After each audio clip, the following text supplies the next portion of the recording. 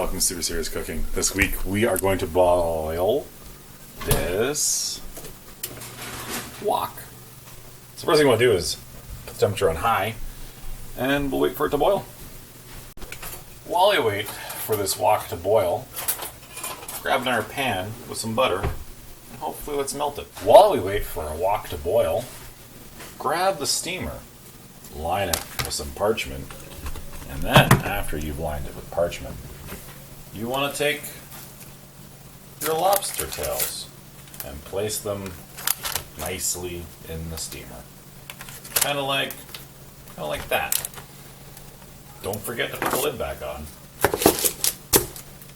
As we continue to wait for this water to boil. The butter's kind of melting, so that's exciting. Water's boiling. Put the steamer on top. Let's put a timer on for some minutes, like 6.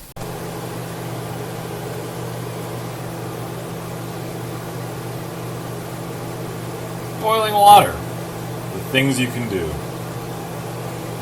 Next one on Super Serious Cooking. This week, we boiled water. Look, it's kind of boiling still. And we melted some butter. Catch us next week when maybe we'll do something else with water. See ya.